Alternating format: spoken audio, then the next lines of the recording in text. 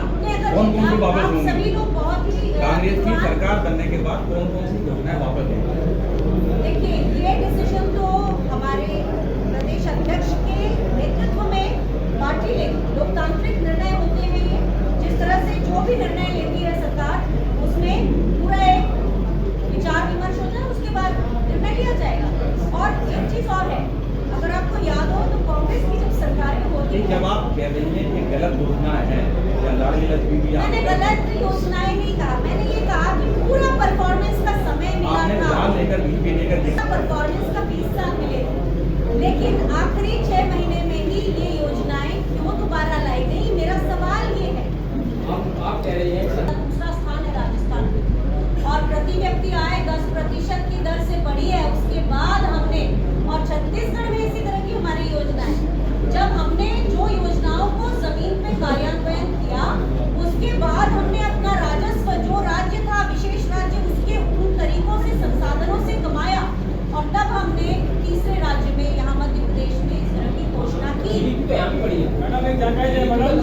सबसे ज्यादा जरूरी है, और उसके लिए कांग्रेस की सरकारों ने गैस पर सब्सिडी, वहां से घर पूरा नियंत्रित होता है, पहली चीज।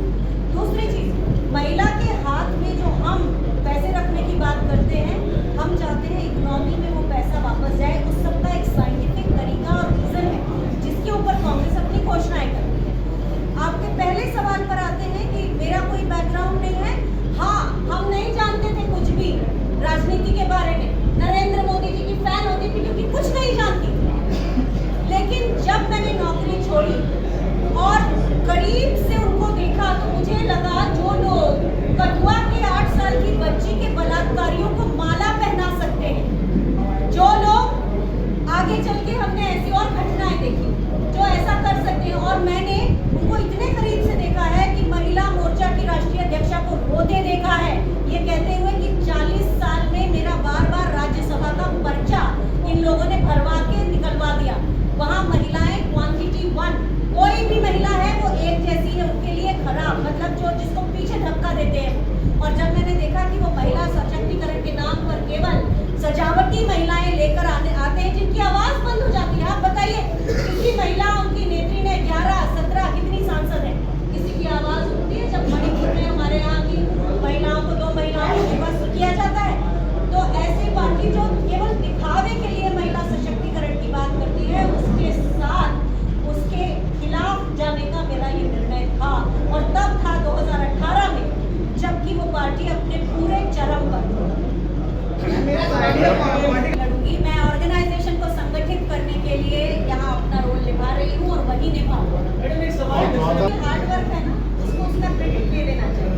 वो 2 से अगर बहुमत तक पहुंचे, अच्छी बात। ये भी होता है, और ईमानदार जवाब सुनिएगा, ये भी होता है कि कई बार हम बहुत समय से किसी चीज के आदी हो जाते हैं, तो हम शायद उतनी मेहनत ना कर पाए। लेकिन एक और खास बात, 2014 के थोड़ा पहले ये क्रांति हुई। कौन सी क्रांति? व्हाट्सएप की क्रांति।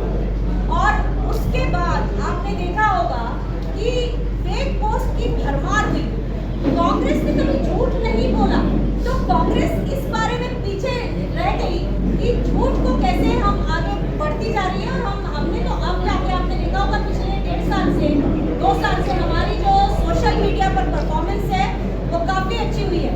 लेकिन एक था एफको वर्ल्डवाइड नाम की कंपनी का गुजरात मॉडल, अमेरिका से कंपनी आई, उसने गुजरात मॉडल बनाया और हम सबको ठूस दिया, और हमने खाया, हम सब ने खाया उसको, और कंज्यूम करके बोला कि एक गुजरात मॉडल। कोई गुजरात मॉडल नहीं। 45,000 महिलाएं जहाँ से गायब हो जाए, कोई गुजरात मॉडल नहीं। जहाँ का शिक्षा का स्तर नीचे गिरता चला जाए, कोई गुजरात मॉडल नहीं। जहाँ सत्ता और ताकत केवल चुनिंदा कॉर्पोरेट के पास हो, कोई गुजरात मॉडल नहीं है। और वहां से ये सब की शुरुआत हुई।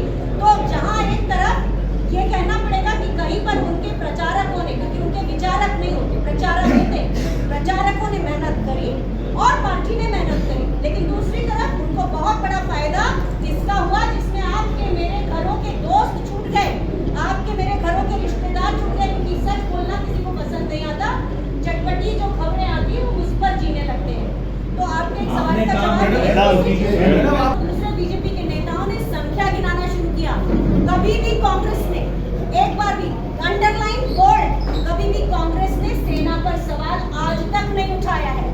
कभी सेना का बेजा राजनीतिक फायदा नहीं लिया है। 3000 जहाज खरीदकर कांग्रेस की सरकार ने हमारे देश को विश्व की चौथी सबसे बड़ी वायुसेना बनाया और ये 36 जहाज खरीद के पूरी सेना को कमजोर करके अग्निपथ जैसी थर्ड क्लास टीम से अपने लोगों को वहां बिठाकर कहते हैं कि उन्होंने सेना को मजबूत बनाया। और आज उन्होंने क्या एक निकाला है फरमान कि जो भी सैनिक छुट्टी पर आएगा वो जाके बीजेपी सरकार की योजनाओं का प्रचार करेगा। सैनिक किसी राजनीतिक पार्टी का मुलाजिम नहीं होता। आपका सवाल बहुत दिल के करीब था, बहुत छू गया और आपको पूरा जवाब देंगे और है हिम्मत तो छापिएगा भी और दिखाइएगा भी। मैडम, ये भ्रष्टाचार जो कांग्रेस में नहीं आएगा या कांग्रेस के आते ही पूरा भ्रष्टाचार समाप्त हो जाएगा? आपके सवाल और शब्द बिल्कुल जायज है और ये पूछना भी चाहिए, लेकिन आपको पिछली बार का अगर याद हो 1.5 साल के लिए सरकार आई थी, पहला कॉन्सेंट्रेशन, पहला ध्यान कहाँ दिया गया था? पहला ध्यान दिया गया था किसानों के कर्जा माफ करने में। दूसरा ध्यान दिया था जो अवैध उत्खनन होते हैं, जो माफिया थे, उनका नाश किया गया था। और उसके बाद आपने अगर भोपाल गए हो तो देखा होगा कि नॉर्मली जनरल एक आदमी जो देखता है ट्रैफिक अपने तरीके से चलने लगा था, लोग बागों की सुरक्षा के लिए उनको बताया जा रहा था। तो छोटी छोटी गवर्नेंस में जब हम फेरबदल करते हैं, अपने आप जब प्रोसेस चलने लग जाती है तो भ्रष्टाचार की जगह कम हो जाती है। ये भ्रष्टाचार एडहॉकिज्म के कारण होता है कि जहाँ सरकार गवर्नेंस नहीं कर पाती और फिर वो आड़े टेढ़े शॉर्टकट्स ढूंढती है। कांग्रेस की सरकारों ने यहाँ एस्टैब्लिश पूरी स्थापित पद्धतियाँ स्थापित की थी। आप उसे ब्यूरोक्रेसी जरूर कहते थे, लेकिन आज उसका भी अभाव है और आज लगातार यहाँ औचक कुछ भी हो रहा है, कोई भी चीज की निरंतरता नहीं है। आप पूछे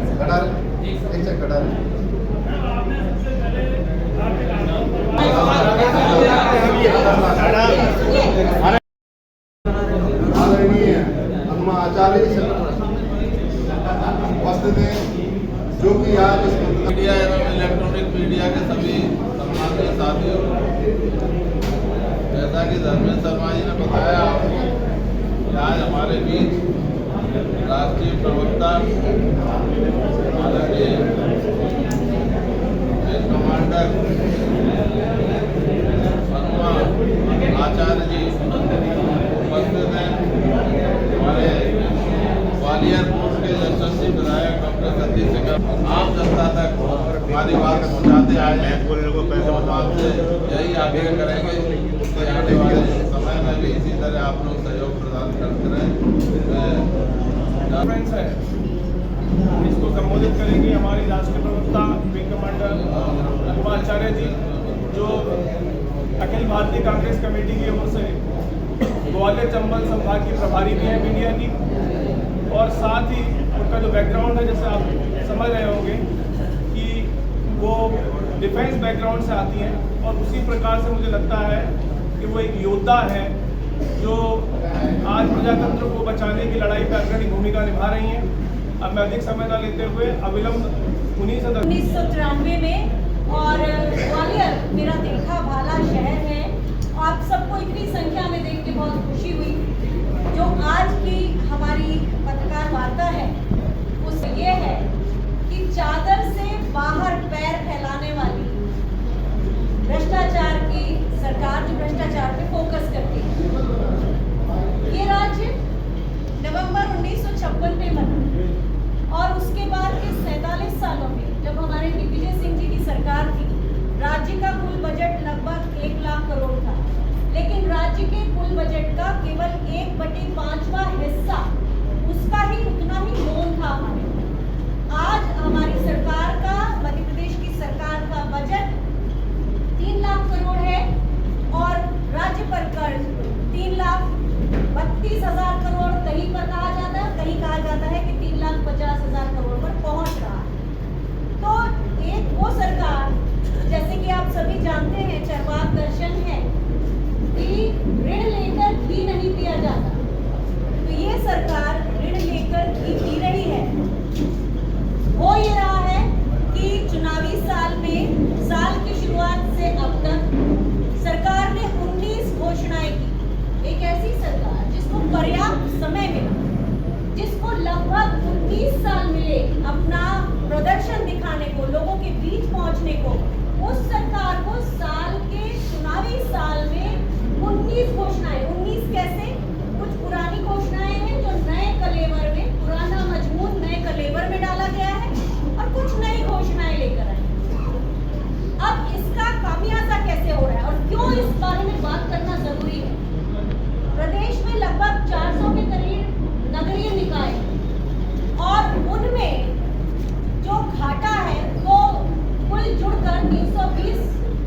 के करीब है और इसके कारण इन निकायों में पिछले 2-3 सालों से आप सब छापते रहे।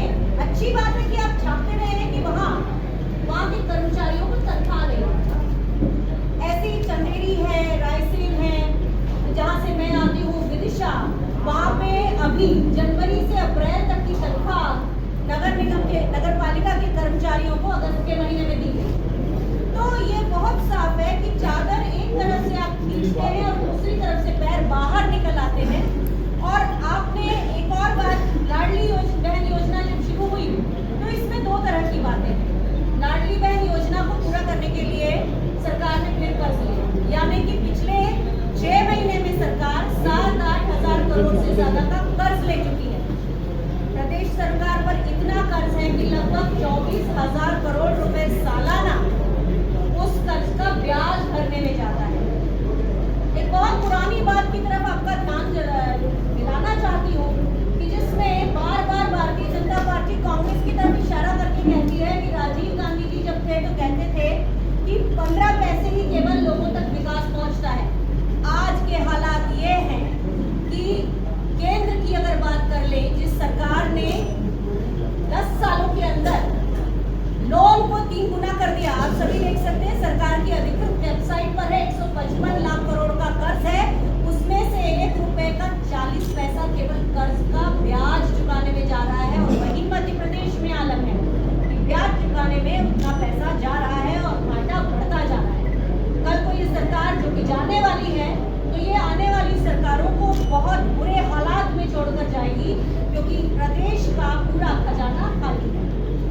और उसके बाद ये जो योजनाएं हैं, इन सब के बारे में आप जानते हैं कि इनको पूरा करने के लिए अभी बहुत ही रिसेंट, जो आपको मालूम है, 4,000 करोड़ का कर्ज लिया और फिर 2,000 करोड़ का कर्ज फिर से लिया। तो जहाँ एक तरफ घोटालों की भरमार है, वहाँ आधी अधूरी योजनाएं हो रही हैं पूरी। और उसके अलावा लाडली बहन योजना एक ऐसी है, कल ही मुझे एक फोन आया कि हम बेड़िया जाति के लोग हैं, हम महिलाएं हैं बेड़िया जाति के, हमारा तो पति नहीं होता, तो हमें ये लाडली बहन योजना का लाभ कैसे मिलेगा। इसी तरह से कुछ कुंवारी महिलाएं हैं, कुछ लड़कियां हैं जिनकी शादी इसलिए नहीं हो पाई, किसी की विकलांग होने के कारण नहीं हो पाई, किसी के घर में उतना दहेज का पैसा नहीं था, उनको भी लाडली बहन योजना का कोई फायदा नहीं। तो सिलेक्टेड योजना है और उसमें केवल चुनिंदा लोगों को लाभ मिलता है। मैं आ रही हूँ उस पे, प्रदेश पर भी आ रही हूँ, आपकी बिल्कुल सारी आपकी बातें से आंखों पर। यहाँ आप बताएं, आप लोग भी छाप रहे हैं, चंबल का पानी ग्वालियर में लाया जाएगा। इसको सुनते सुनते आप सब इतने बड़े हो गए और 18 साल से सुन रहे हैं या नहीं सुन रहे? क्या पेयजल की वो समस्या आज भी तिगड़ा से ही आपका पानी जो है वो आ रहा है? फिर ये कहा गया कि स्मार्ट सिटी बनाएंगे। मेरे सुनने में आया है कि एक स्मार्ट महल जरूर तैयार हुआ है पूरी तरह रंग रोगन करके, जो बड़ा महल पर्यटन का केंद्र है। और पर्यटन पे बात होती है तो आप देखिए कि रोपवे की बात हुई थी, 2-2 बार शिलान्यास हो गया। आपके सवाल का जवाब दे देते हैं तो 2-2 बार शिलान्यास हो गया, रोपवे बन गया हो तो मुझे ले चलिएगा। अब मुझे ऐसा लगता है कि रोपवे क्यों नहीं बन रहा भाई, वहाँ सिंधिया स्कूल है, आप रोपवे बनाएंगे तो स्कूल की प्राइवेसी खराब होगी, फिर आपके महाराजा जो हैं उनको प्रॉब्लम हो सकती है, वो एक चीज है। बाकी अमृत योजना के बारे में आप जानते ही हैं कितना भ्रष्टाचार हो रहा है, उसके बारे में आपको मुझसे ज्यादा मालूम है। और धान की भी बात कर लेते हैं, आपके आसपास की भी बात, तो यहाँ GI टैग देने की बात की गई थी 2020 में, आप सबने छापा था, क्या GI टैग मिल गया है? तो GI टैग का मिलना हमारे प्रदेश को एक भौगोलिक पहचान देता है, इसीलिए उसकी जरूरत है। ये हमारे लिए कोई मुद्दा नहीं, हमारे किसानों के गर्व का विषय है जो हमें समझना होगा। ये सारी बातें हैं। और इसके अलावा जो यहाँ का इंडस्ट्रियल एरिया था, जहाँ मैं जाती थी, मालनपुर, टेकनपुर घूमने जाते थे, हम अपने फौज के लोगों को लाइसेंस ऑफिसर की तरह वहाँ लेकर जाते थे। आप बताइए, यहाँ उन इंडस्ट्री एरिया के जाते जाने से क्या रोजगार नहीं चलेंगे? तो ये आप सबके सोचने का विषय है। लोकल की बात की मैंने, प्रदेश की भी बात की, और घोटालों की बात तो मैंने की ही नहीं। और आप जानते ही हैं कि ये जो एक बुकलेट निकाली थी, ये आपको सबको पता है, इसमें 250 के करीब घोटाले हैं। ये आप सबके पास आई होगी, सॉफ्ट कॉपी तो जरूर आई होगी इसकी, और घोटालों की सॉफ्ट कॉपीज की है, आपको हम लोग पहुंचाएंगे।